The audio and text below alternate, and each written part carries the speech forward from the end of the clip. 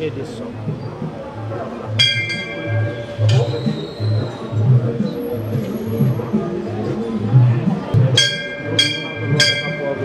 আৰু প্ৰথম খবৰসকলক দৰ্শকসকলক পোনপটীয়াকৈ দেখুৱাই আছোঁ এই সমগ্ৰ দৃশ্য আৰু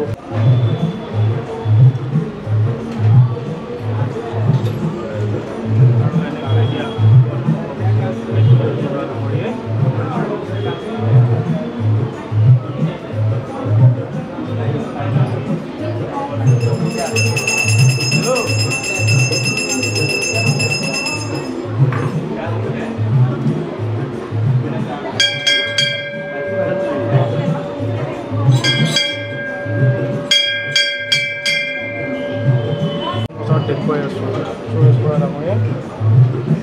প্ৰথম খবৰ দৰ্শকসকলে দেখিবলৈ আহি ভগৱানৰ লোৱা দেখা পোৱা গৈছে সুৰেশ বৰা ডাঙৰীয়া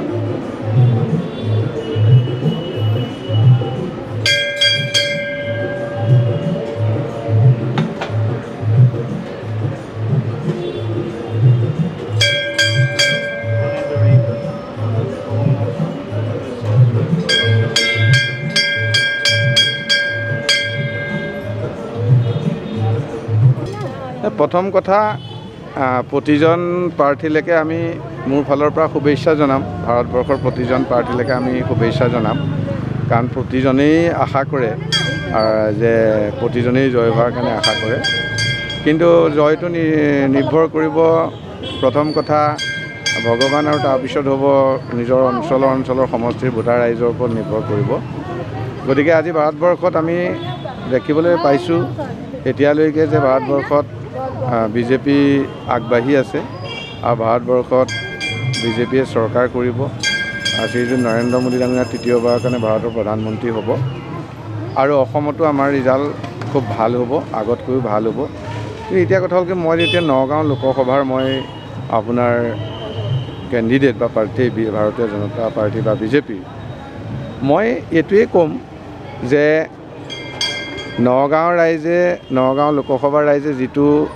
যোৱা ২৬ এপ্ৰিলত যিটো সিদ্ধান্ত ল'লে সেইটোৱেতো এতিয়া আজিও ৰিজাল্টত আহিব আৰু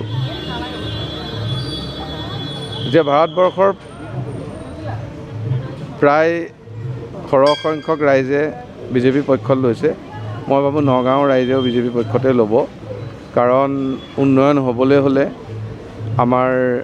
সমস্যাসমূহ দূৰ হ'বলৈ হ'লে চৰকাৰখনৰ লগত আমি থাকিলে আমাৰ ভাল